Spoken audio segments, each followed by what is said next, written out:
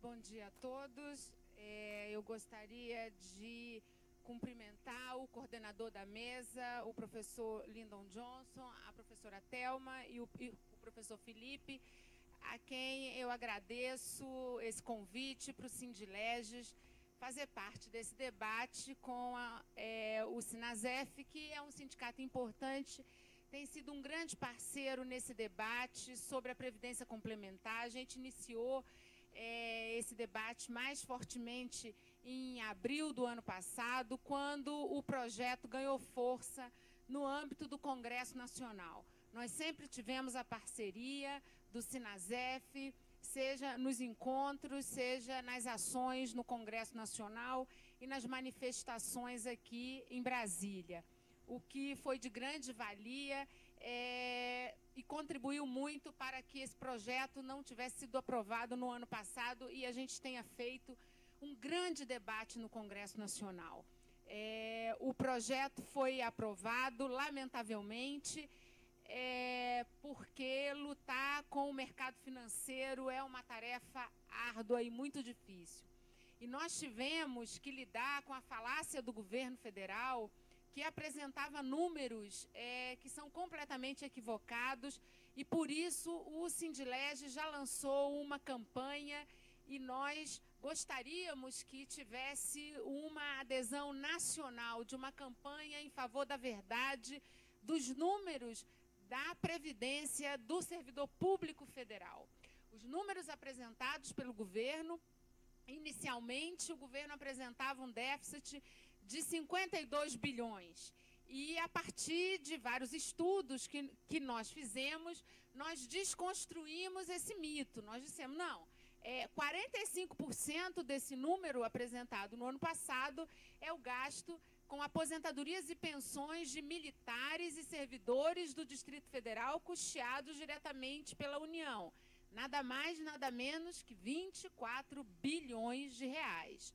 Então, o governo apresenta esse projeto de previdência complementar como sendo a solução para esse número que ele apresenta como déficit, mas, na verdade, somente atingirá os servidores públicos civis, que são servidores que já foram afetados pela emenda 20, pela emenda 41, são aposentados que hoje pagam a contribuição mesmo após a aposentadoria, não é? Quer dizer, nós já sofremos 2 reformas da Previdência e os militares não foram atingidos em nada. Não estou aqui fazendo nenhuma campanha contra militar. Eu só acho que a verdade tem que ser dita para a sociedade, não é? Então, eles atribuírem um déficit de 52 bilhões ao servidor público civil e apresentar a FUNPRESP como uma solução, não é verdade. E nós temos o dever de apresentar a verdade dos números à sociedade brasileira. Então, esse é o primeiro ponto que precisa ficar claro, né? E a gente conseguiu forçar o governo federal a adotar um outro tipo de postura, um outro tipo de debate com as entidades que fizeram essa discussão no âmbito do Congresso Nacional. Lamentavelmente, não conseguimos envolver as instituições nesse debate. Ele ficou muito polarizado, Congresso Nacional de um lado e os ministérios da Previdência e Fazenda, e as entidades, enquanto que as instituições serão fragilizadas. Então, os titulares dos poderes e órgãos, o presidente do Supremo, não é? O ministro da Educação tinha que se envolver na defesa das instituições, e isso não foi feito. Não foi feito, em parte, em alguns setores, por covardia dos titulares desses órgãos, que deveriam ter feito assim, esse debate com o Congresso Nacional. Porque o que está em jogo é o serviço público brasileiro e não interesses paroquiais de segmentos, e não interesses corporativos, como o governo usou várias vezes para tentar nos desqualificar. Mas nós apresentamos números e estudos e conseguimos até mesmo influenciar algumas instituições para que entrassem nesse debate, embora timidamente, embora muito no final dessa discussão no Congresso Nacional. Então, assim, acho que isso é um ponto importante da história, tá? Essa luta não acabou na quarta-feira, né? Eu diria que a gente perdeu a batalha na arena política. Agora entra em cena uma outra arena, né? Nós vamos encenar numa outra arena, que é o poder judiciário e os órgãos de controle. Então, eu vou dizer aqui algumas sugestões, né, que eu acho que podem ser levadas em consideração no âmbito do debate que os sindicatos fazem com as respectivas categorias. Eu já abri esse debate no âmbito do Sindileges e junto à nossa categoria. Nós vamos fazer uma campanha nacional em prol da verdade sobre os números da Previdência. Há muita falácia nisso. O último debate que eu participei na TV Brasil, no programa do Luiz Nassif, estava o representante do governo, ele me desmentiu em rede nacional e agora ele vai ter que provar, né? Nós vamos às últimas instâncias para que ele prove que o déficit do servidor público civil federal foi de 36 bilhões. Eu disse que os números que se extraía dos demonstrativos oficiais publicados pelo Ministério da Fazenda, assinado pela Presidente da República, era de 28,8 bilhões a 29 bilhões, e ele me desmentiu em rede nacional.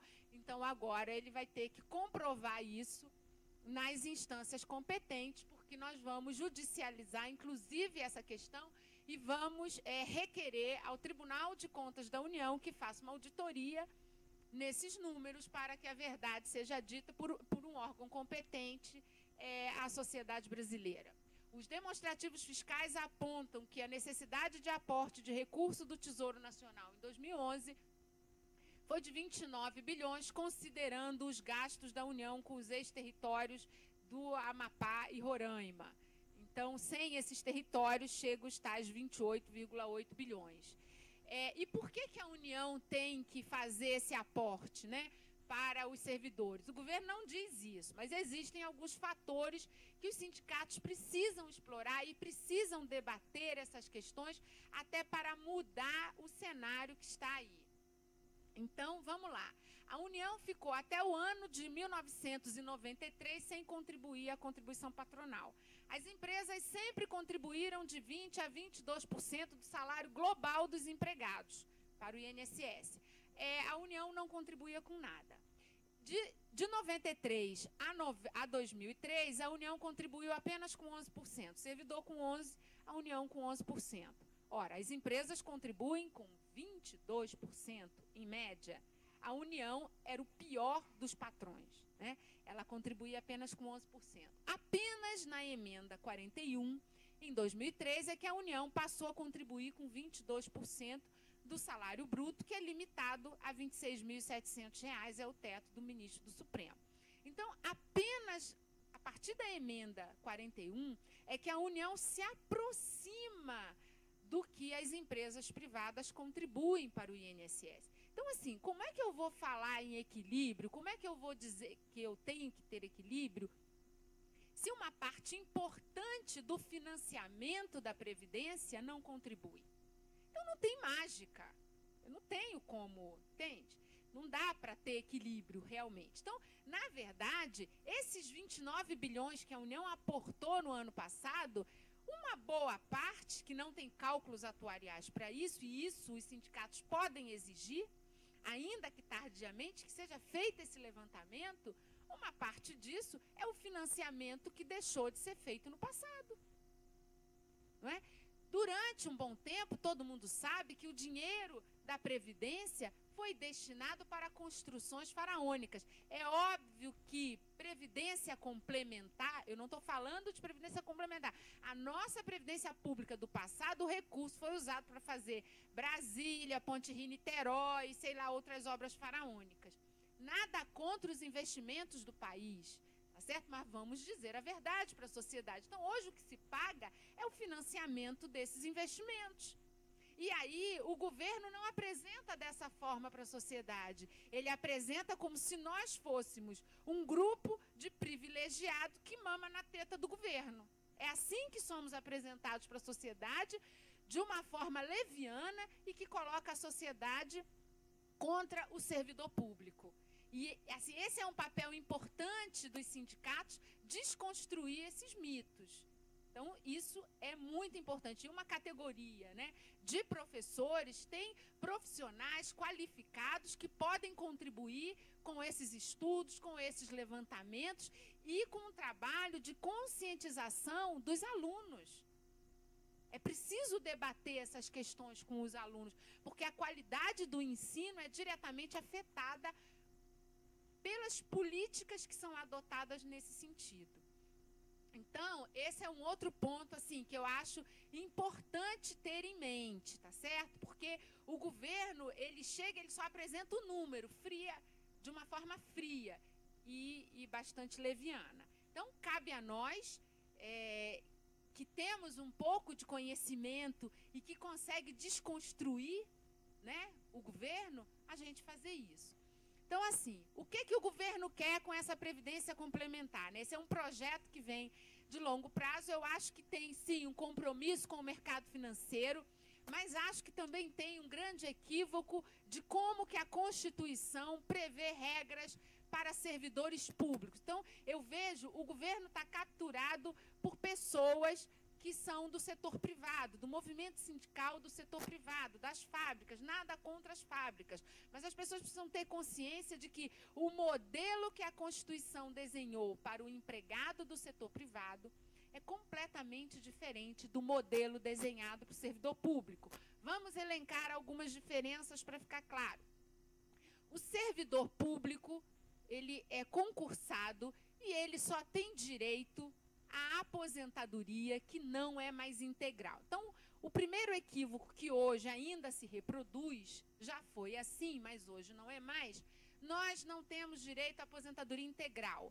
Nós temos direito, quem hoje está trabalhando, tem direito à aposentadoria pela média das contribuições. Então, aquele professor que trabalhou no setor privado durante 20 anos, tá certo? 20 não, vamos colocar 10 anos. Trabalhou 10 anos no setor privado, contribuiu para o INSS. Antigamente, quando ele vinha para o setor público, ele contava esses 10 anos do INSS e isso era considerado para a aposentadoria dele integral. Ele trabalhava mais 20 anos no serviço público e se aposentava com o último salário. Hoje não é mais assim. Hoje, vamos considerar todo o período de contribuição dele. Então, aquele tempo que ele contribuiu para o INSS, uma contribuição que não era sobre o salário integral, mas sobre um teto que hoje é fixado em R$ 3.916, vai ser computado para a aposentadoria dele. Então, se ele ganha um salário de 10 mil, ele não vai se aposentar com 10 mil se ele contar esses 10 anos que ele vem do setor privado. Seja no ensino, seja numa outra atividade, na padaria, sei lá onde. Ele conta o tempo, mas aquela contribuição reduzida reduz a aposentadoria dele. Então, hoje, as nossas regras no setor público já se assemelham com o modelo que o INSS pratica para os trabalhadores do setor privado, tá certo? Então, esse é o primeiro mito que tem que ser desconstruído. Ainda se fala assim, servidor quer se aposentar com salário integral.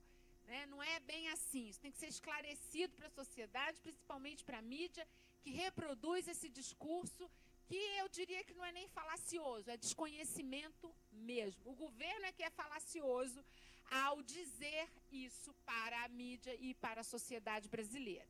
Então, nós não podemos deixar. Primeiro ponto, tá? Segundo ponto, o servidor lá na fábrica, ele tem, ele contribui com valor reduzido. Então, se o servidor da fábrica ganha 20 mil reais, se ele ganha 26.700 como ministro do Supremo, o ministro do Supremo contribui com 2.900 reais. A mesma pessoa que ganha o mesmo salário lá fora, que ganha 26 mil reais, contribui com 430 reais. Então, não há que se falar em privilégio, concorda? É uma questão matemática. Quem dá aula de matemática aí vai ver que é uma questão de razão aí e que essa razão é de 9. Então, ele contribui com 430 reais sobre os 3.900 e se aposenta com, no máximo, 3.900. A gente contribui 11% do salário integral, você vai ter algo proporcional ao salário integral. Então, é uma grande falácia E aí da mídia também, porque essa é uma continha básica, não precisa ser estatístico, atuário, para chegar a essa conclusão. É uma conta muito básica, não é? De que não há privilégio algum. Há um financiamento diferente, um modelo diferente de financiamento. E como que a fábrica contribui para esse empregado? Um empregado que ganha R$ 26.700 numa fábrica, a fábrica contribui R$ 6.146. Ela não contribui sobre o teto de 3.900. A União contribui 22% sobre os esses R$ 26.700, que dá R$ 5.800. Então, eu tenho um financiamento de 33% sobre o salário bruto na União, porque nós entramos com uma parcela significativa e quem faz a diferença são as nossas contribuições, porque a contribuição patronal, tanto da fábrica quanto da União, são iguais. Não há diferença. E é com isso que o INSS faz as políticas sociais, paga as aposentadorias rurais e etc. e tal. É com essa contribuição patronal, que é muito maior do que até mesmo o teto do INSS, que ele faz a política social. Opção de fazer política social dessa forma. Então, não dá para comparar, porque o modelo é muito diferente. Tá? Assim, há um equívoco até mesmo dentro do Tribunal de Contas, eu falando com colegas e com juízes.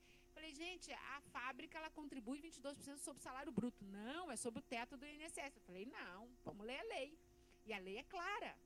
Então, as pessoas não têm noção de que as empresas contribuem sobre o salário bruto. E mais, para quem exerce atividade de risco, tem direito à aposentadoria com tempo reduzido. A fábrica contribui de 6% a 12% do salário bruto, contribuição adicional. Então, a contribuição de uma empresa pode chegar a 35%.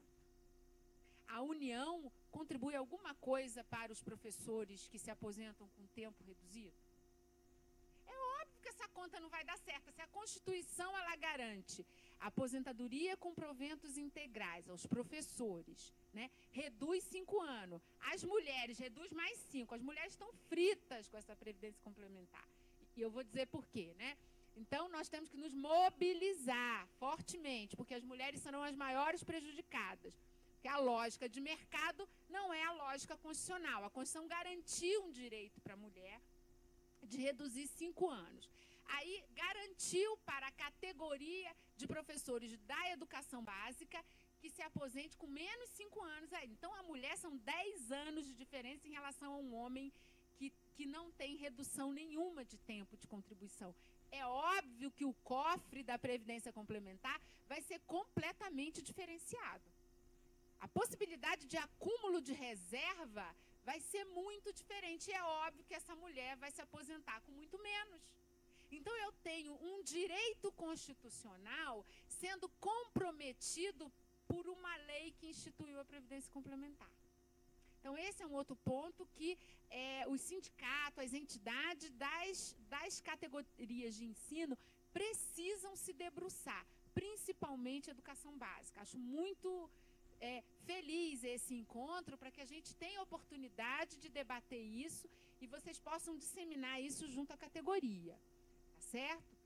Então, esse é um outro ponto importante do financiamento. Quer dizer, será que o Sinasef não teria, né? Quer dizer, uma das pautas daqui para frente é exigir que a União entre com uma contribuição adicional para os professores? O governo, de tanto nós falarmos, está prevendo 1% para aposentadoria de risco, ou seja, aposentadoria por invalidez, para um fundo de longevidade, se o dinheiro acabar, ter um fundo de longevidade, para as mulheres, enfim, para um monte de coisa. Vai sobrar 50 centavos para cada um, na verdade, porque não tem estudo de impacto nenhum. O governo fez estudo nenhum, não apresentou estudo nenhum. Foi chutando alíquotas, né, que não passarão de 8,5%. Então, a parcela do salário que ultrapassar os R$ 3.900, que hoje a União contribui com 22%, ela vai contribuir apenas com 7,5% e 8,5%. Qual é a mágica para o que eles não, mas você vai se aposentar com muito mais, pode chegar a R$60 mil, o governo fala isso. É impressionante, eles fazem umas simulações lá e dizem isso. No que o governo aposta? Taxa de juro, porque o dinheiro do Fundo de Previdência Complementar será aplicado no mercado de títulos. Bom, os melhores economistas não apostam em taxas de juros maiores que 3, 4% nos próximos anos. Então, os países que têm previdência complementar começam a enfrentar uma série de problemas com taxa de juros zero em alguns lugares. Então, como é que o dinheiro vai render? Como é que você vai ter a multiplicação do dinheiro? Aí não tem jeito. O gestor do fundo injeta o dinheiro em ações de empresa. Um mercado extremamente arriscado, né? Então, agora os nossos professores, ao invés de se preocupar com o aluno, com o ensino, com não sei o que, no meio da aula, ele vai ter a notícia que a bolsa, que as ações caíram e o sujeito infarta no meio da aula, né? Ele não consegue ter serenidade de planejar, porque ele vai ficar olhando o mercado de títulos e ações o tempo inteiro.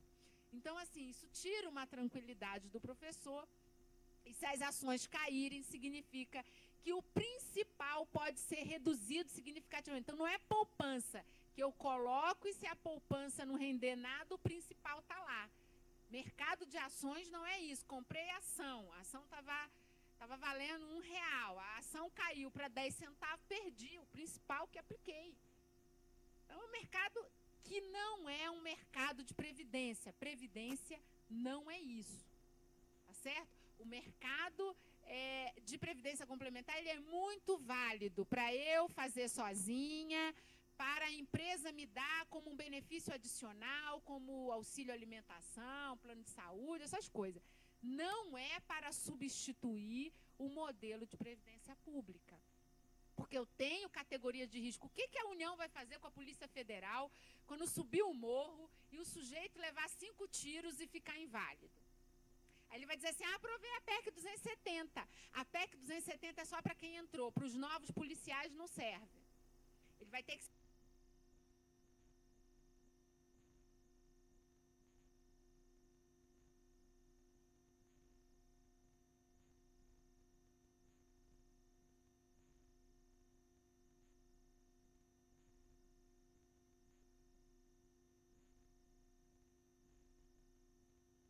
Só que ele subiu o morro, ele enfrentou risco em nome do Estado. Então, que Estado nós teremos com essa previdência complementar? Essa é a pergunta que a gente tem que fazer, né? Vocês acham que o fiscal do IBAMA, o procurador da República, o juiz condenará a Chevron, aplicará a multa na Chevron, que está jorrando óleo na bacia de Campos e não sabem o que fazer, por irresponsabilidade? Se o dinheiro do Fundo de Previdência estiver nas ações da Chevron, mas se aplicar uma multa pesada, as ações podem cair, e aí o futuro desse juiz, desse procurador, desse fiscal do IBAMA, desse fiscal da ANP, pode ir para o espaço, junto com as ações da Chevron. Então, ele não vai fazer nada, e aí o meio ambiente vai ficar completamente à deriva, ou nas mãos do mercado financeiro? Essas são as perguntas. Por isso não dá para tratar Estado como fábrica. O Estado não é fábrica. Existem questões peculiares e essas questões foram desenhadas na Constituição. Quando a emenda 41 injeta a previdência complementar de uma forma pontual e sem olhar essas peculiaridades, ela quebra toda uma lógica constitucional que foi prevista para o servidor público. Então, essas são as indagações que a gente precisa fazer. Bom, Luciene, no campo prático, o negócio foi aprovado. O que a gente tem que fazer? Bom, vamos esperar a sanção, né? E a partir da sanção, a gente pode pensar em ações judiciais. Mas e antes da sanção? O que se está pensando em fazer? Bom, o que a gente está pensando em fazer? O Sindileges vai representar, e eu estou finalizando isso talvez na segunda-feira, a gente vai representar o procurador no Tribunal de Contas da União, para que o Tribunal de Contas da União faça uma auditoria nos números da Previdência. Esse é o primeiro passo que a gente quer. O governo aprovou a criação de 3 fundos de pensão, um para o Legislativo, um para o Judiciário e um para o Executivo. E não apresentou a compatibilidade orçamentária. O que significa isso? quando eu gero alguma despesa de pessoal de caráter continuado, ou seja, algo que vai além de 3 anos, tipo despesa de pessoal, eu preciso cumprir um determinado rito, apresentar uma estimativa de impacto para o exercício e para os 2 seguintes, pelo menos. O governo não fez isso.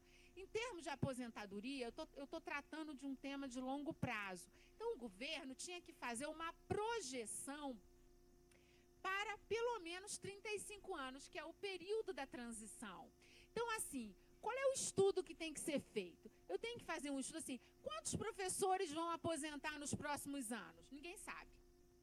Fala-se de ouvir dizer que 40% dos servidores públicos federais vão se aposentar nos próximos 4 anos. Será? Em que segmento isso está concentrado? Bom, eu tenho que pensar que se 40% dos professores forem se aposentar nos próximos anos, os 40% que vão repor esses professores, eles vão ter que entrar na FUNPRESP. E aí, esses professores vão se aposentar e os novos professores não vão financiar a aposentadoria de quem está aí.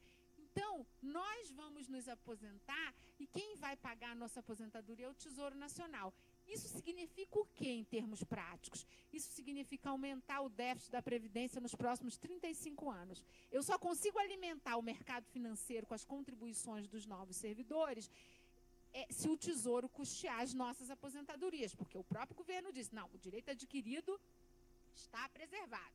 Vocês vão se aposentar. Será?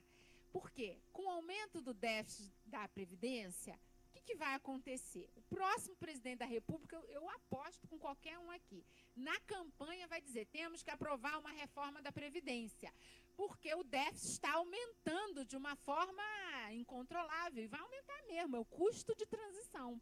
Cadê o impacto desse custo de transição? O governo não apresentou. Então, não tenham dúvida, os próximos anos são de reforma da Previdência para aumentar a idade.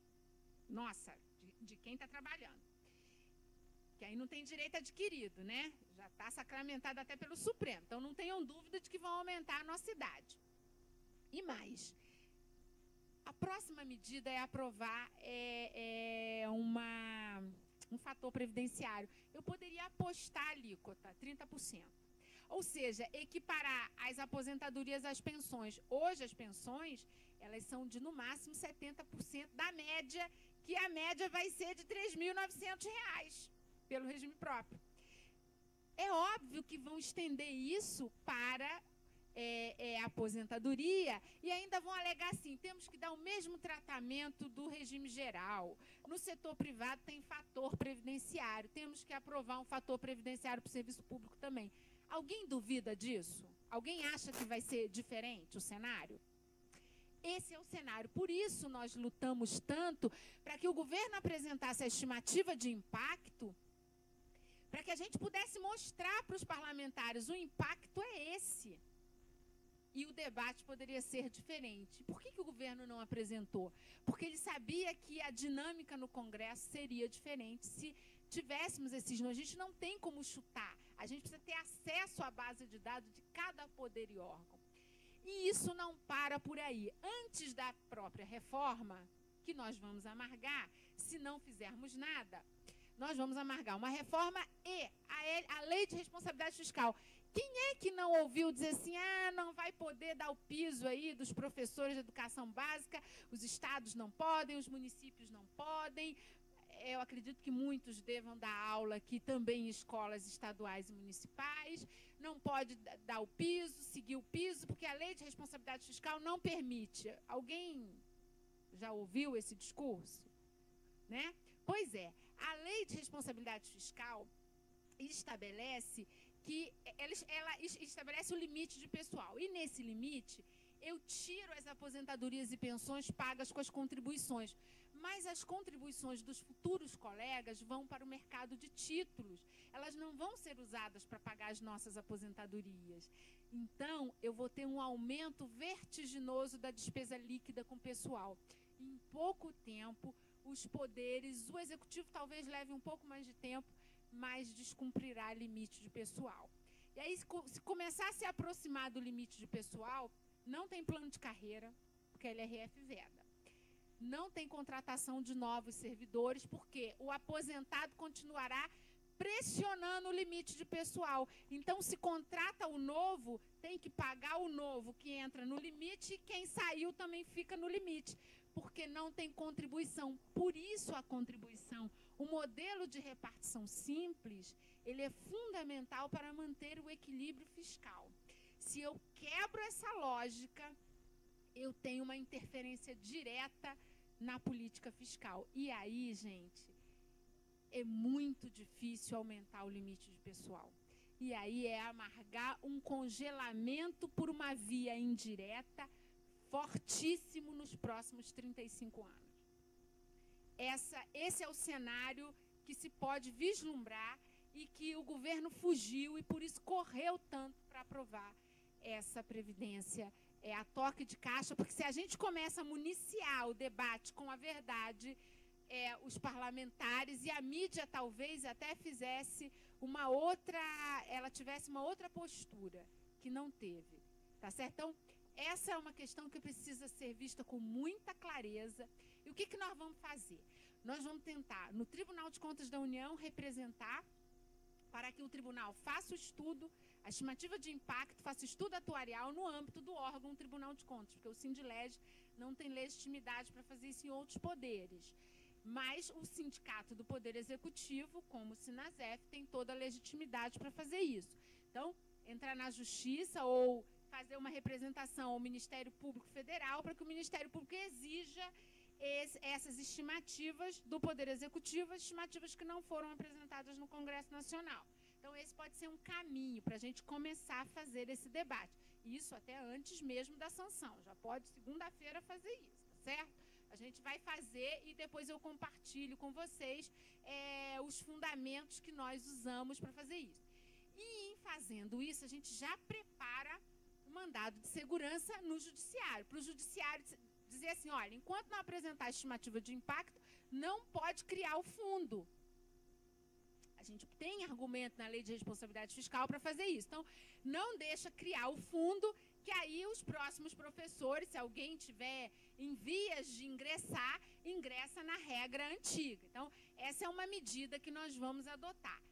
A outra medida é questionar, aí você tem que cavar alguns argumentos de inconstitucionalidade. A gente tem alguns e a gente está trabalhando essa questão para questionar a inconstitucionalidade da lei no âmbito do Supremo. Mas aí o argumento não dá para ser esse, porque esse é um argumento que a gente vai extrair da Lei de Responsabilidade Fiscal.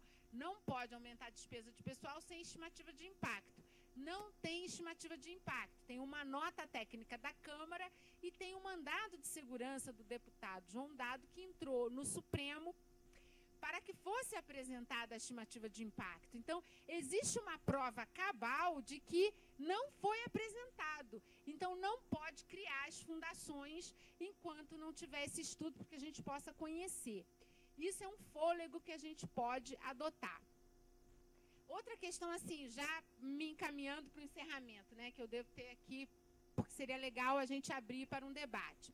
Os sindicatos precisam orientar a categoria. Ontem eu recebi vários e-mails de colega do TCU, que agora eles viram que aprovou, agora o negócio é para valer, né?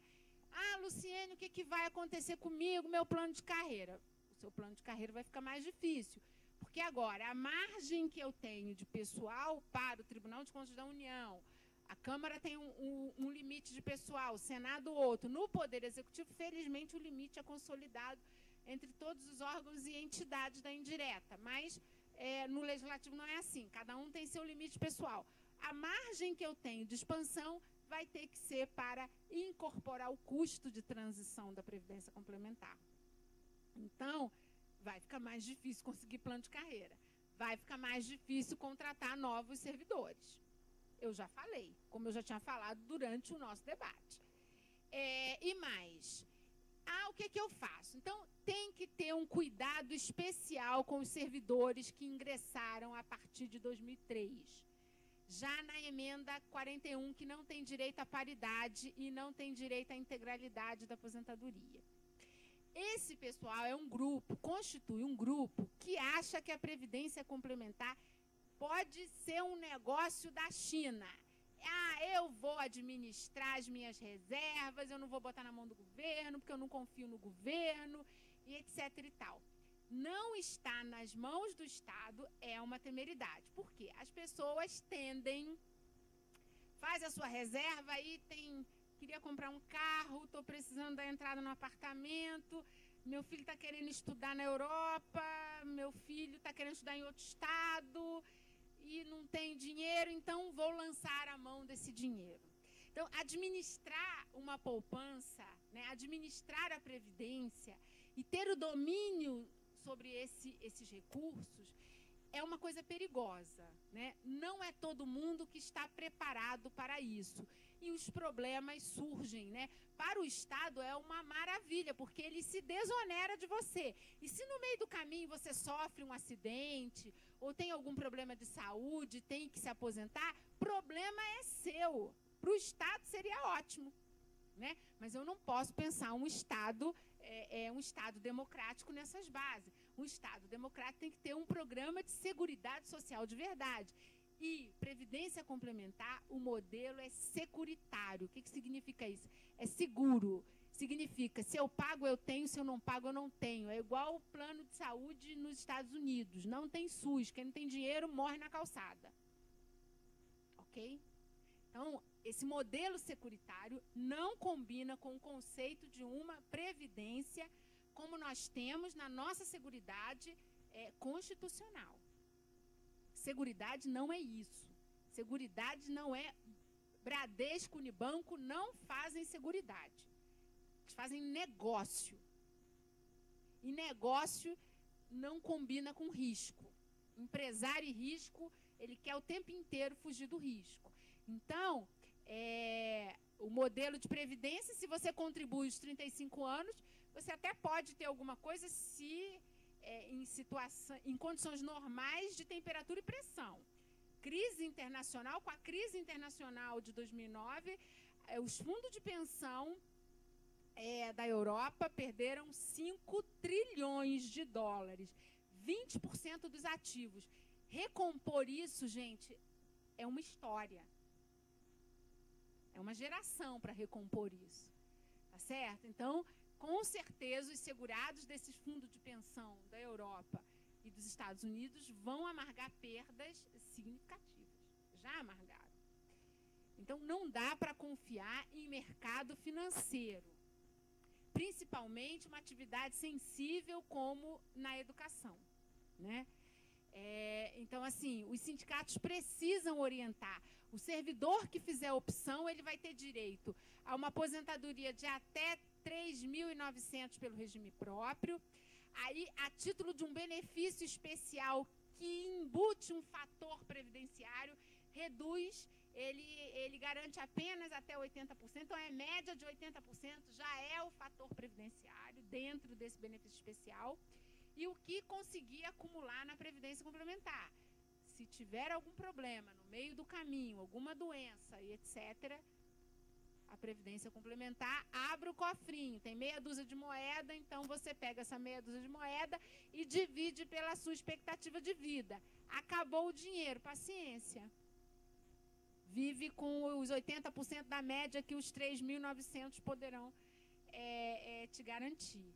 Então, tem que ter muito cuidado, um carinho especial na orientação, fazer campanha, fazer cartilha, tentar compreender e traduzir isso numa linguagem muito clara para aquele servidor que está lá na ponta, né, que não está fazendo parte desse debate e que vai ter uma dúvida angustiante daqui para frente.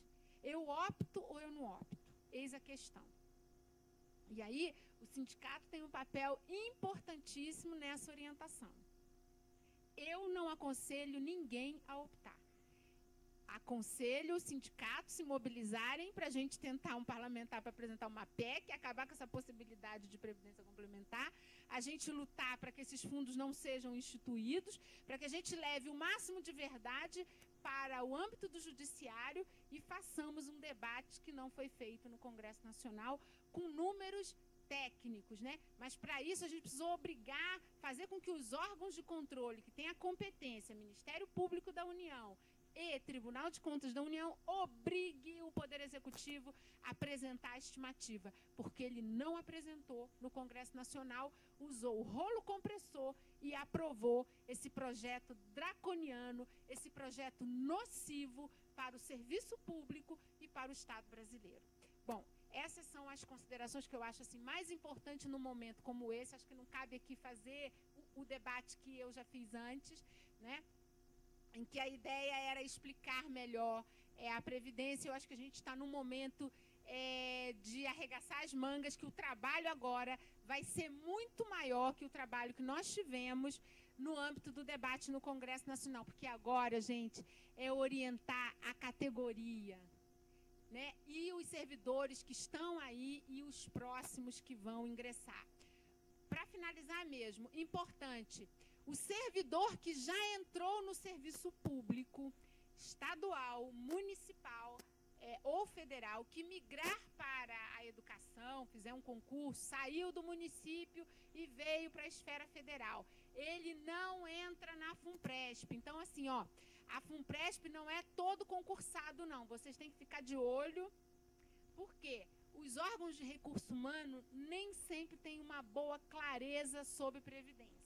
Previdência é um tema que é visto como complexo e a gente vê os órgãos de recurso humano uma fragilidade muito grande.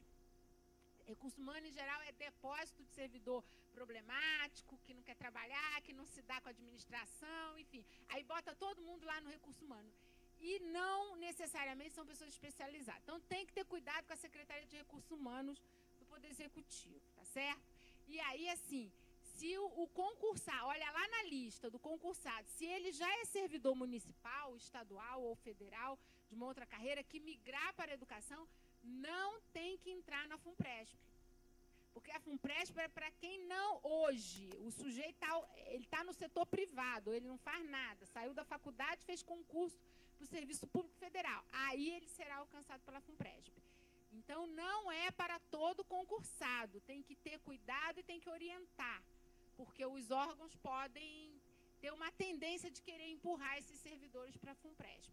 E mesmo os candidatos, os novos, né, eles têm que ser orientados. Se eles resolverem falar assim, não, eu vou fazer a minha previdência complementar no Bradesco, no Banco do Brasil, na Petro, ele tem que saber, a União não vai contribuir com os 7,5%. Aí fica uma cesta de financiamento muito fraquinha, muito magrinha. E os acidentes de percurso, eles acontecem. Eu sofri um acidente aos 28 anos. Eu tinha acabado de entrar no município do Rio de Janeiro. Eu tinha 7 meses de serviço público e eu quase fiquei paralítica.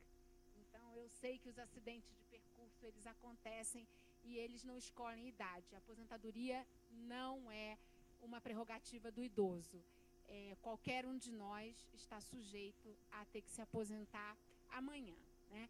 Então, a gente tem que ter essa clareza e envolver todos os servidores nesse debate, porque ele é um debate extremamente importante e o nosso futuro, o futuro do país, o futuro do serviço público, ele será sensivelmente alterado com esse projeto que foi aprovado. Muito obrigada pela atenção de todos. Eu me coloco à disposição para o debate.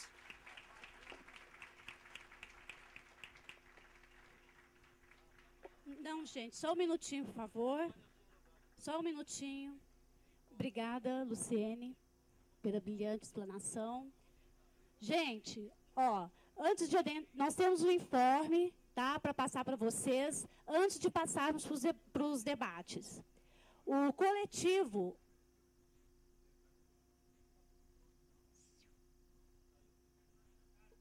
por favor, gente, é um aviso importante que a gente precisa de passar para vocês. O coletivo MEI pede para que após o debate, né, a mesa decidiu que após o debate vai abrir para o coletivo MEI, caso entre em apreciação por essa assembleia, por essa plenária, o pedido de recurso para inscrição da chapa. Então, depois dos debates, nós decidimos que abriremos para colocar em apreciação se coloca ou se inscreve ou não inscreve a chapa, visto que o prazo já passou. Ok? Agora nós iremos abrir para as inscrições.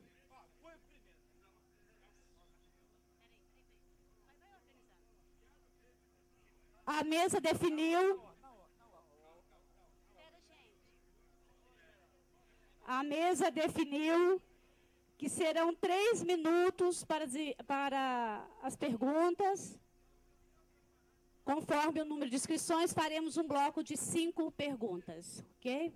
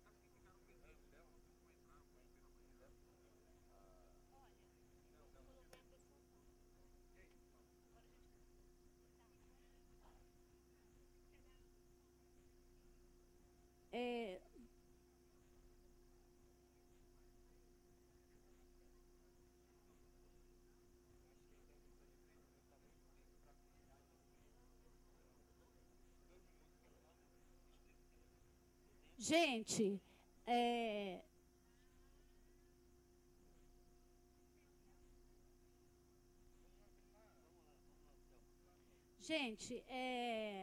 a Luciene pede para que a gente diminua um pouquinho o prazo das intervenções para 2 minutos, porque ela tem uma hora marcada, um outro compromisso, ok? Então, serão 2 minutos para as perguntas, e aí um bloco de 5, conforme o número de inscrições. A plenária concorda com este encaminhamento?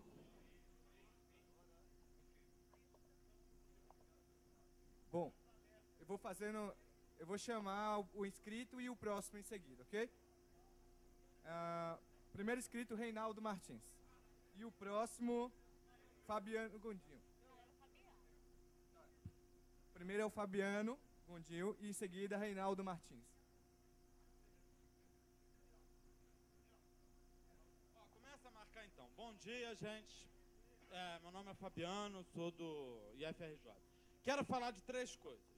A primeira sobre essa dúvida, o que a gente vai fazer, se migra para lá, migra para cá. Acho que não tem dúvida nenhuma, a gente não vai migrar. A grande verdade, como consequência disso, é que nós estamos presos nos empregos que nós temos agora. Porque se a gente fizer outro concurso, vai entrar. Então, primeira consequência é o seguinte, estamos presos nas nossas carreiras. Nunca antes eu tinha pensado na Previdência e na aposentadoria, eu estou pensando agora. A segunda coisa é a questão do déficit, que a colega aqui até falou, se é de 28 bilhões ou se é de 30 e poucos bilhões. A verdade é o seguinte, não existe déficit. Existe, inclusive, uma tese de doutorado defendida na UFRJ pela professora Sara Grama, de Serviço Social, onde ela mostra que a Previdência Social não é sustentada unicamente pela contribuição dos trabalhadores. Ela é sustentada também pelo imposto do fim social, o imposto do lucro líquido nas empresas, a receita dos concursos, e ela demonstrou com todos os fatos, com números e tal, que, por exemplo, em toda a era do Fernando Henrique, em nenhum ano, o superávit da Previdência foi menor do que 11 bilhões. Em toda a era Fernando Henrique. O que acontece, e aí vem a terceira coisa que eu estou querendo colocar, é que a discussão da Previdência não pode ser desassociada com todos os ataques que estão sendo colocados hoje ao direito dos trabalhadores pelo neoliberalismo.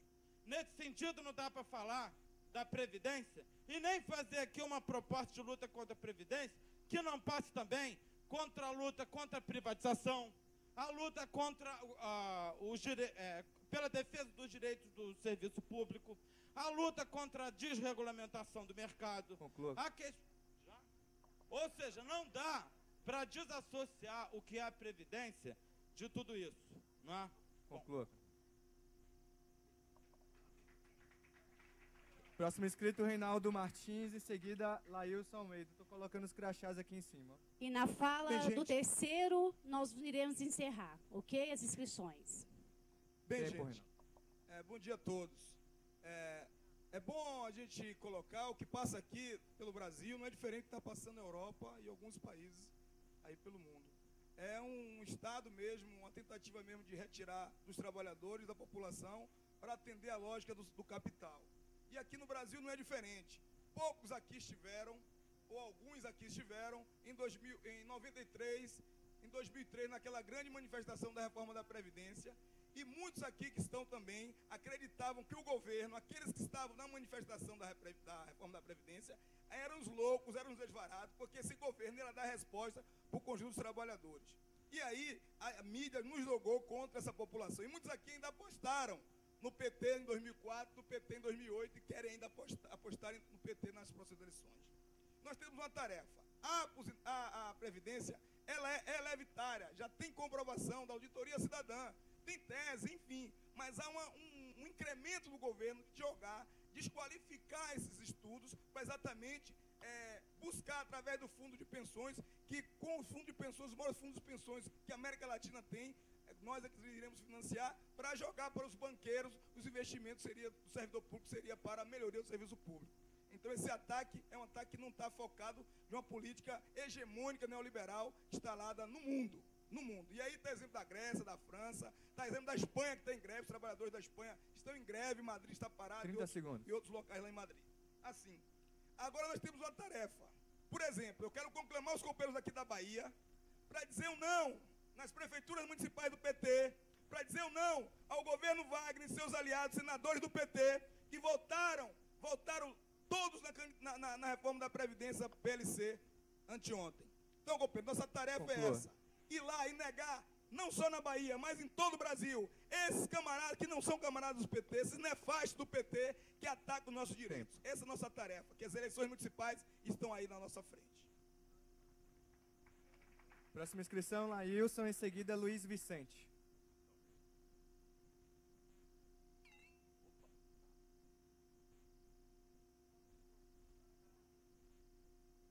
Laílson.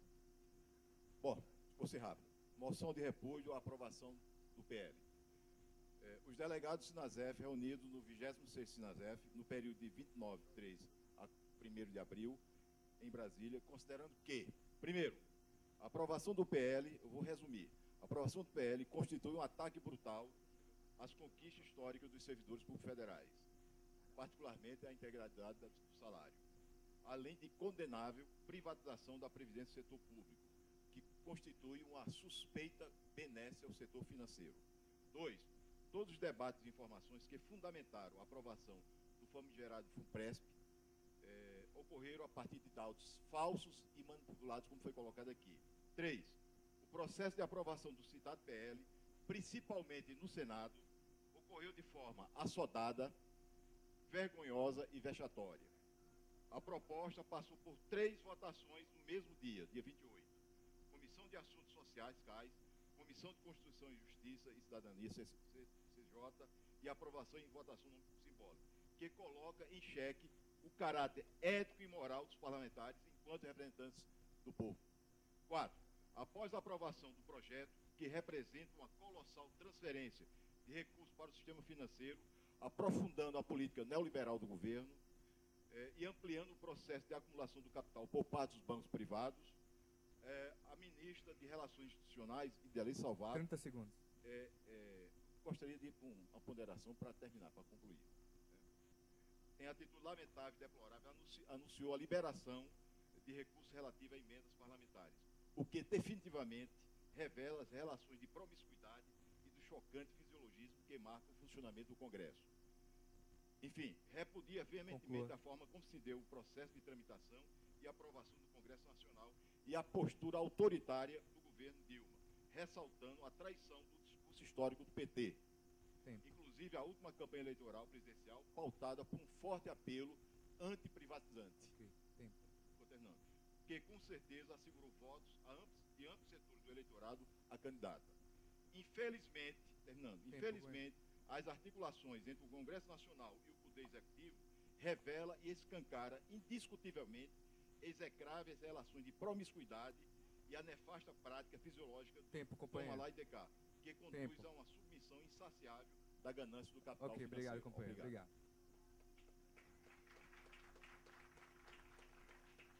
Próxima inscrição, Luiz Vicente. Em seguida, Bruno Barcelar. Bom, companheiros, com a explanação da companheira, com alguns anos que eu tenho trabalhando com RH, acabei de me convencer de que eu não sei de nada. O quadro de números que ela apresentou é tão estarrecedor que eu tenho certeza que a nossa base, na sua quase totalidade, ficará, se essa explanação for, se esse debate for feito na base, ficará tão estarrecido quanto eu estou com a perspectiva que nós temos aí para o nosso futuro. Dentro desse contexto, eu acho que a principal missão desse congresso, e todos os representantes de todas as bases, e esse é o momento ideal, é nós promovermos nas nossas bases, debate desse porte, dessa natureza, que nós possamos esclarecer e convencer a nossa base a fazer a luta e ajudar nas medidas que a gente possa vir a tomar para combater esse PL da forma como ele foi feito. Não, e quero aqui concordar com ela quando ela diz que os RH não entendem nada de previdência. Eu estou no RH e quero aqui dizer que a gente realmente precisa aprender muito, precisa analisar, precisa avaliar para que a gente possa ter essa compreensão. Até porque os RH desse país, eu costumo dizer que eles, para tirar direito do trabalhador, eles agem na velocidade de um supersônico e para garantir os direitos na velocidade de uma tartaruga. Então é preciso que a gente tenha essa compreensão e que a gente possa encampar e, acima de tudo, esclarecer a base do que é o PL na sua totalidade, no seu contexto, na sua essência, porque nós não temos esse conhecimento e, infelizmente, eu acho que ainda há tempo de a gente promover a luta e combatê-lo na sua totalidade. Obrigado, companheiro. Próximo inscrito, Bruno Barcelar, Sindiscope, e em seguida, Elcio Sinazef Pará. Só para informar que as inscrições estão encerradas. Ô, Luciane, na verdade, mais para mim são dúvidas mesmo. Tá baixo? Desculpa. São dúvidas. Você estava falando da campanha que a gente tem que fazer sobre os servidores novos, principalmente em 2003. Parece que o governo Lula fez muitos concursos justamente a partir daí. Ele quase que recompôs o quadro do governo Fernando Henrique depois de muitas saídas. Eu, como servidor novo, na verdade, a lógica que eu estava tentando imaginar como senso comum é o seguinte: eu já contribuo com 11%. A campanha que eu vejo que o governo pode fazer é o seguinte: você, servidor, já contribui com 11%, você não vai contribuir mais com 11% para a previdência própria e vai ter a oportunidade de recuperar as perdas que você estava tendo com o fundo de previdência. Porque esse é o raciocínio que o senso comum faz. Por exemplo, eu até agora, no serviço público, eu tenho certeza que eu contribuí que eu não vou receber, justamente porque a minha média de 80% maior de contribuições só vai ser a partir do meu sétimo ano de cargo na minha instituição. Então, acho que essa é muito do que vai ser proposto pelo governo. Então, acho que é aí que também a gente tem que entrar e mostrar que não vai ser, mas é aí que está. Vai ficar contra... O servidor fica meio correlado, né? Porque eu fico contribuindo com 11% quando eu sei que eu não vou receber a integralidade. E ali pode ser uma aposta de tentar recuperar essas perdas. Eu achava interessante que, de fato, a gente aqui no Congresso votasse como uma resolução que, assim que terminar esse Congresso, a diretoria tem que ter essa orientação de entrar rapidamente no Ministério Público e exigir tudo isso. Então, independente da diretoria que sair daqui, é a primeira tomada de providência que a gente tem que ter. Eu acho que, para ajudar, o companheiro provavelmente deve ter muitos estudos sobre os outros fundos de pensão, porque na última quarta-feira o que o Globo noticiou foi o seguinte: bom, o Fundo de Previdência de Servidores vai ser maior do que o se não me engano, da Previ, que é o maior que tem hoje, com o maior patrimônio. E agora a gente tem que saber onde é que a Previ investe o dinheiro dos servidores, dos trabalhadores do Banco do Brasil. Conclua. Certo? Para concluir, eu acho que é isso. A gente tem que tentar pegar para poder fazer as comparações e mostrar. Por exemplo, pelo que eu saiba, a FUNCEF investiu, por exemplo, nas hidrelétricas que estão condenadas pelo IBAMA. E aí, a gente vai também apostar nisso? Nós vamos jogar contra a gente? A gente tem que ver isso. Próxima inscrição, Elcio, Pará. Em seguida, Boa noite, ou boa tarde, Seguida, bom dia, Elcio, boa peraí. tarde, ninguém sabe esses horários, estou meio confuso. A gente foi dormir ontem 4 horas da manhã. Mas, Lucênia, você nos traz aqui uma preocupação muito grande, né, com relação à questão futura do servidor público, né, do trabalhador do setor público. Né?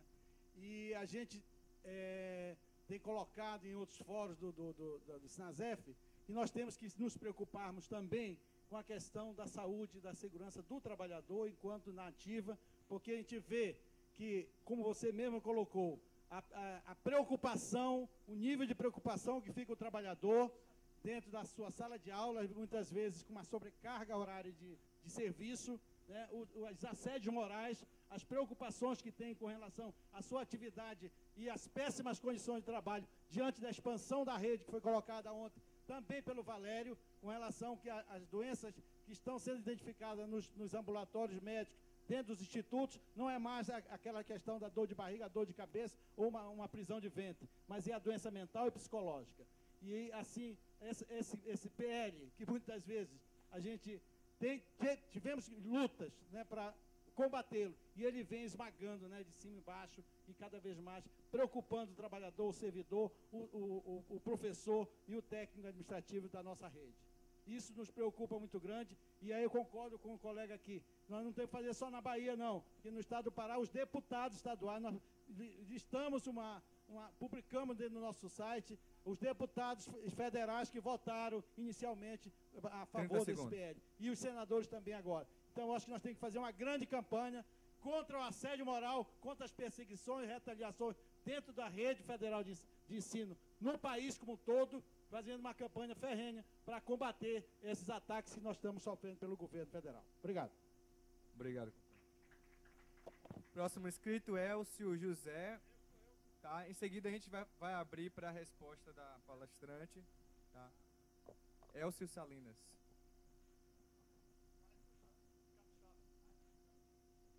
Bom dia. Elcio Nascimento de Salinas, Minas Gerais. Mas olha, eu venho aqui para falar do meu entusiasmo e para agradecer ao nosso sindicato por ter proporcionado essa oportunidade que nós estamos vivenciando aqui de manhã. E em seguida agradecer a nossa palestrante pelo volume de informações preciosas, né, que nos foram passadas aqui. A palestrante é o nosso sindicato. Muito obrigado. Digo isso com muita ênfase, porque a palestra aqui proferida pôs à mostra o grau de ignorância da minha pessoa acerca do tema. Puxa, um tema tão importante para nós, servidores públicos, né, sobre o qual eu não entendo patavina. Tá certo? Então, puxa, muito importante. Informações como foram veiculadas aqui pelo colega Fabiano do Rio de Janeiro se somam às informações apresentadas pela palestrante e dão mostra da importância, da relevância do tema e do grau de ignorância com que nós estamos lidando acerca do mesmo, com o mesmo. Nesse momento faço coro aqui ao colega Luizinho, que reconheceu aqui de público, né, também a sua ignorância sobre informações tão importantes para nós. Pois eu digo, olha, a gente para lutar precisa de informação. Nós precisamos de informação.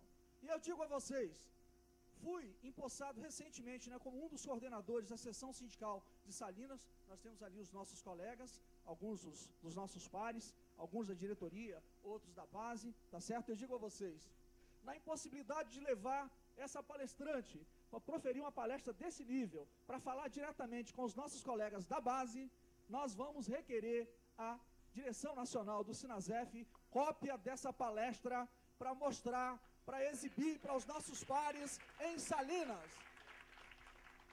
Tempo, companheiro. E olha, essas informações são muito importantes. Eu digo a vocês imaginem bem, nós que militamos dentro do sindicato, né, se nós estamos tão ignorantes acerca desse tema, com informações tão importantes que nós até aqui desconhecíamos, imaginem os nossos pares, as pessoas, os trabalhadores comuns nesse país.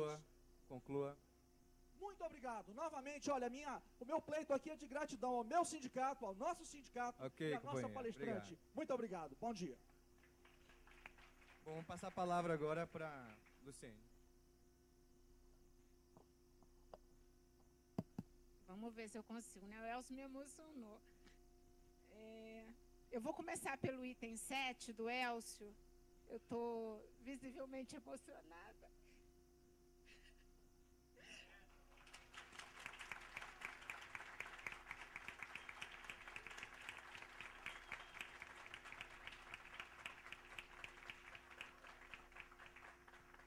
Eu peço desculpas, né, por quebrar o protocolo, mas esse é um tema, ele acabou tocando num ponto, ele foi tão humilde, né, e eu aqui serei também humilde, e dizer que foram os professores que me ensinaram e que me proporcionaram fazer esse debate, né? Então eu acho que ninguém tem que saber tudo.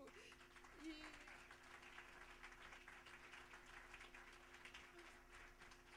foi um professor de matemática na 7ª série que me disse uma coisa, que o conhecimento era o maior patrimônio que nós tínhamos. Eu venho de uma família muito pobre no Rio de Janeiro, né? E foi o estudo que me proporcionou a mobilidade social. Eu venho de uma família muito pobre, a gente vivia com um salário mínimo, eu estudei em escola pública e eu cheguei onde cheguei. Hoje eu sou auditora do Tribunal de Contas da União, o que para mim foi uma grande trajetória. Eu já fui funcionária do município do Rio, do Tribunal de Contas do Estado do Rio de Janeiro, e cheguei ao topo de uma carreira dessa parte de controle externo. Eu, com certeza, eu estou no topo da carreira do Tribunal de Contas da União, o que para mim é uma coisa assim, de muito orgulho, porque é fruto de um trabalho de muito estudo, mas de muito estudo mesmo. E foi o estudo que me proporcionou essa mobilidade. Então, aos professores, eu rendo as minhas homenagens. Então, Elcio de Salinas, você não precisa saber tudo, né? Eu acho que se cada um fizer a sua parte, e os professores fazem a transformação desse país, eles são responsáveis por essa transformação. E ensina todos nós que estamos, cada um em uma carreira, todos os juízes, todos os procuradores, todos os auditores, enfim, todos os profissionais estão onde estão porque eles sentaram no banco da sala de aula e tiveram professores como vocês que proporcionaram essa grande conquista de cada servidor público, né? Com certeza, cada vez mais o Serviço Público Federal ele vem se qualificando, e isso é mérito de todos vocês, principalmente na educação básica, né? Que a gente sabe que é a base de tudo. Então, voltando para a lista, a primeira pergunta foi do Fabiano, sobre esse é um ponto que também o Bruno coloca.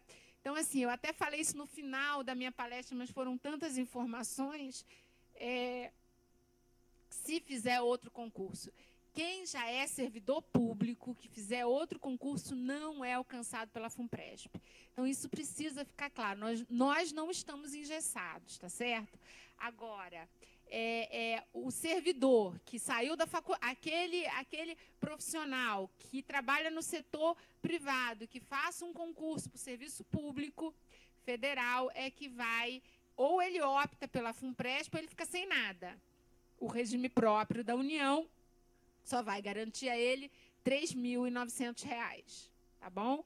Então, isso precisa ficar claro. Se um professor quiser fazer concurso para o Senado Federal, para a Câmara, para o TCU, se quiser ser juiz, se quiser ser procurador, se quiser ser, enfim, ir para a carreira do MCT, ir para o Ministério da Fazenda, fazer outro concurso, não tem problema nenhum. Ele não vai ser alcançado, ele continua com as regras atuais. Tá? Isso é importante ficar claro. Sobre o déficit da Previdência, né? O número que é apontado como déficit, que eu também concordo, assim, que é equivocado, mas eu acho que a gente precisa ler a Constituição, e aí aqui eu talvez discorde um pouco, ou eu não discordo, eu acho que a gente tem que buscar os argumentos de forma irrefutável. Uma coisa eu discuti Seguridade Social. A Seguridade Social ela é composta pela Previdência Social do regime geral, pela saúde e pela educação. Então, aquelas contribuições, elas são, obviamente, que previstas para essas 3 ações, mas não só para a Previdência. Então, eu não posso pensar que as contribuições elas sejam só para a Previdência. Elas não são. Elas têm outras 2 políticas sociais importantíssimas que precisam ser custeadas. Então, isso precisa ficar claro. Então, uma coisa é quando eu olho a Previdência, é a Seguridade Social como um todo, com todas as suas receitas. Outra coisa é quando eu leio os dispositivos que prevêem a Previdência, tanto a do regime geral quanto a do servidor. A Constituição prevê que a Previdência será ancorada no princípio do equilíbrio financeiro e atuarial. E é nisso que o governo se pega para apresentar o cálculo dele. Então, quando eu comparo receitas e despesas previdenciárias, que a Constituição diz que esse equilíbrio tem que ser dado pelas contribuições, eu preciso separar as coisas, gente. Aí sim é que eu vejo a necessidade de um aporte de recursos adicionais que não sejam as próprias contribuições. Então, uma coisa é eu falar de uma análise do equilíbrio dentro da Previdência na cesta. O que eu financio e o que eu arrecado. Isso é uma coisa para a gente separar numa boa as questões. Outra coisa o que as contribuições não financiam, eu tenho como fonte a Seguridade Social, as receitas mais amplas da Seguridade, porque as receitas da Previdência não podem ser usadas para a saúde e para a assistência social. Né? O inverso pode, as outras contribuições podem ser usadas também para a Previdência. Então, o debate que eu faço, e aí eu preciso buscar as causas para eu poder enfrentar esse discurso do governo e da mídia. Porque se eu fico apenas com o discurso, não, a Seguridade não tem déficit, o governo ele me desconstrói, e aí eu não consigo curvar o governo. Então, olhando para dentro dessa comparação de despesas e receitas, eu tenho que entender a causa do desajuste. Uma das causas no Poder Executivo que todos os sindicatos lutam, qual é? Excesso de terceirização. Então, os servidores que estão aí se aposentam, o governo, ao invés de fazer concurso, como os sindicatos lutam, o governo contrata o quê? Terceirizado, o temporário, e eles não são contribuintes do regime próprio de previdência, eles contribuem para o regime geral. Então, eles alimentam o regime geral e desajustam o regime próprio. Por que a maior parte da necessidade de aporte do Tesouro, ainda que de recursos da Seguridade, estão no Poder Executivo? Porque são os ministérios onde eu tenho maior número de terceirizados. Então, quando vocês forem combater a terceirização, insiram esse elemento no debate, porque o próprio governo cria uma cilada. Ele, ao terceirizar, ele cria uma cilada para a Previdência.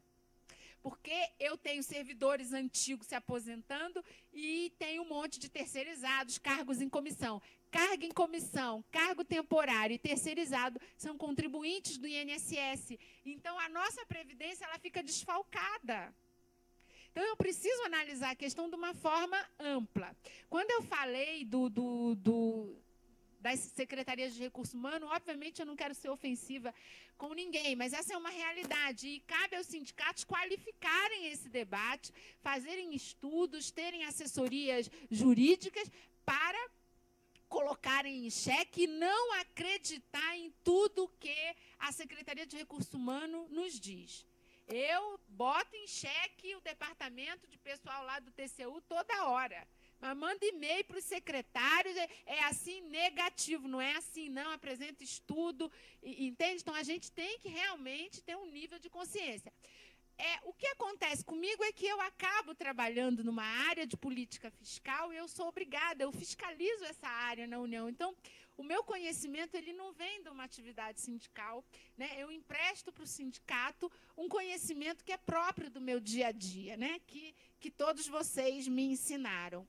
Então, esses são dois aspectos das colocações do Fabiano, viu, Fabiano, que eu acho importante a gente fazer uma reflexão, até para quando a gente for para esse debate, a gente conseguir dar um checkmate no governo. Tá? Então, assim, não há compensação. A gente conta o tempo de contribuição para o INSS, mas esse tempo o INSS não compensa a União. A gente se aposenta aqui. O INSS compensa o Estado e município. Por quê? Porque Estado e município sobe nos palanques e pede voto e elege presidente da República. Então, é simpático dar dinheiro do INSS para Estado e município, para o regime próprio. Por que não para o regime próprio da União? Então, são essas questões que a gente tem que exigir do Ministério da Previdência, tá certo? Os sindicatos precisam exigir. O Reinaldo da Bahia falou de vários aspectos e eu gostaria de ressaltar a participação, o apoio incondicional da deputada Alice Portugal, que merece uma salva de palmas. Foi uma grande parceira nossa no Congresso Nacional, não é? Enfrentou o partido, enfrentou o governo, né? É da base do governo, mas fez uma oposição ferrenha e foi uma grande aliada nossa no debate na Câmara dos Deputados, fazendo um confronto com o deputado Silvio Costa, de Pernambuco, que, lamentavelmente, deu gás para esse projeto. Né? O Laílson fala que a integridade... sobre integridade, Laílson, que você colocou assim, está no teu texto, mas assim, nós não temos mais integridade, tá certo? É média, tá? Só para que fique claro. Quem entrou depois de 2003 não tem direito à paridade, não tem direito à integridade da remuneração. Esse é um discurso que a gente tem que começar a introduzir nos textos para que a gente não seja vítima de uma cilada que a gente mesmo pode criar. Ficar falando em integridade, a mídia bate, entende? Então, é legal a gente dizer como está posto na Constituição. O que eu queria dizer é o seguinte, ao fim e ao cabo, o que a União quer com esse projeto de Previdência Complementar? Como eu disse, no limite, a União contribui com 5.000, vou dar o número certinho, 5.879,08 para quem ganha o teto. Com a Previdência Complementar, a União vai contribuir ao todo para a Previdência de uma pessoa, de um ministro do Supremo, R$ 2.800. Então, o projeto é uma retirada da União da sua obrigação enquanto ente patronal. É isso que essa Previdência Complementar faz. Então, assim, se não tem equilíbrio hoje, não vai ter equilíbrio no futuro. Mas a Previdência Complementar não tem déficit. Tem um prejuízo que o participante amarga. Então, se não tem dinheiro, a União não tem que aportar nada. O déficit é seu, o problema é seu.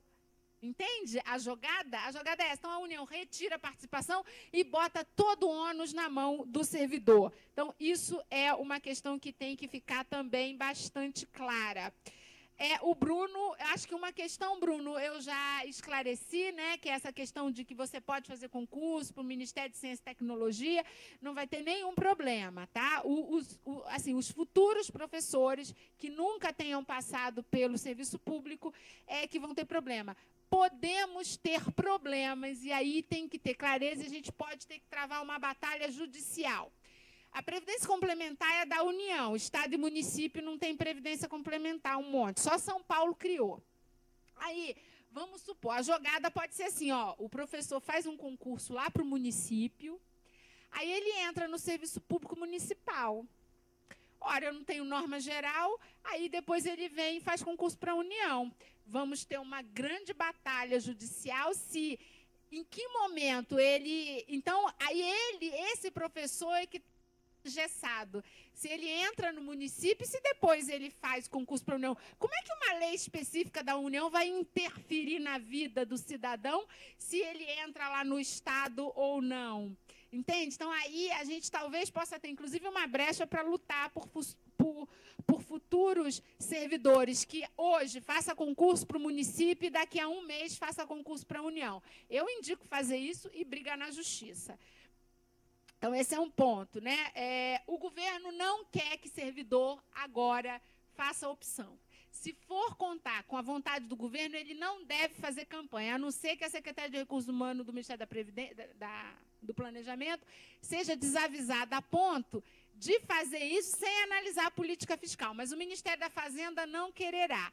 Por quê? Porque o desajuste fiscal no limite de pessoal vai ser mais rápido.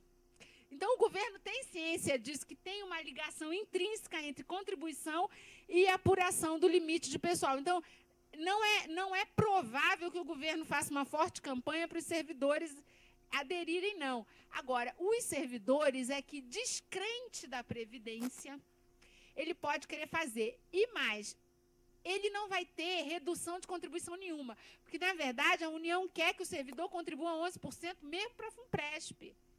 O que vai acontecer é que hoje ele contribui para uma previdência pública e que a União tem obrigação, e se der algum problema ele vai para a Justiça.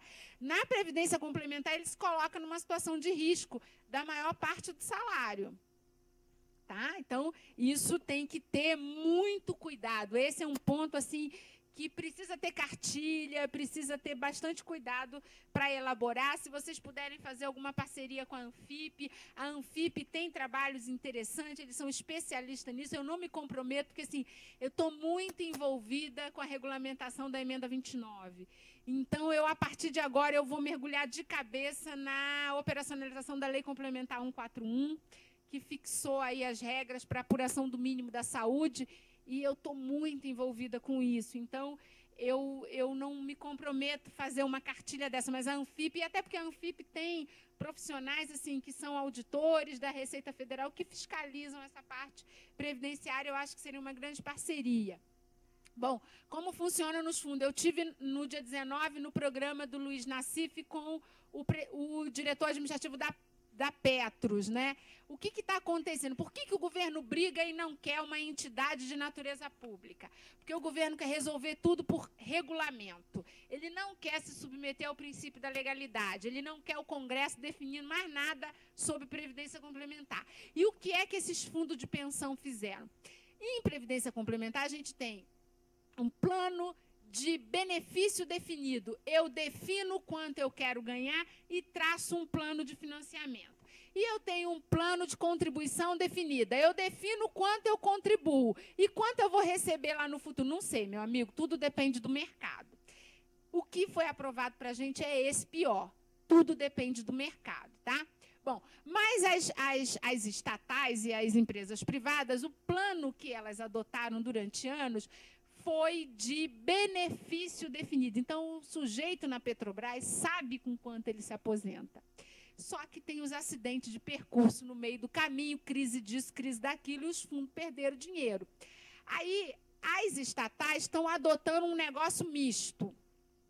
Estão migrando de plano por meio de um mero regulamento, migra de plano e faz uma prática de assédio moral a ponto de servidores da Caixa que não aderiram ao novo plano, que é draconiano, ou seja, eu não sei o que eu recebo no futuro.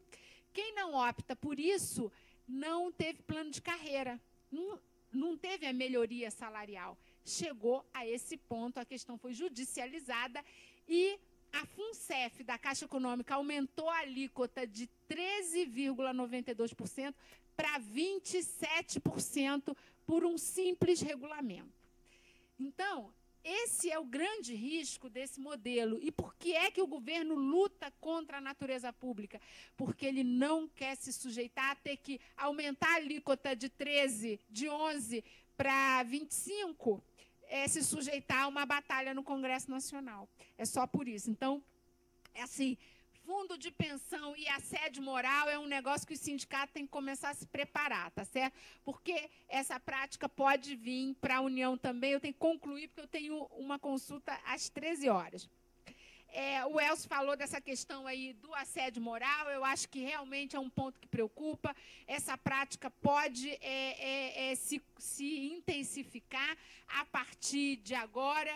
O governo começar a jogar isso na mesa de negociação e, num futuro, ele eventualmente, avaliando as finanças, ele pode começar a querer que os servidores optem e fazendo práticas também. Se optar, eu dou uma gratificação disso ou daquilo.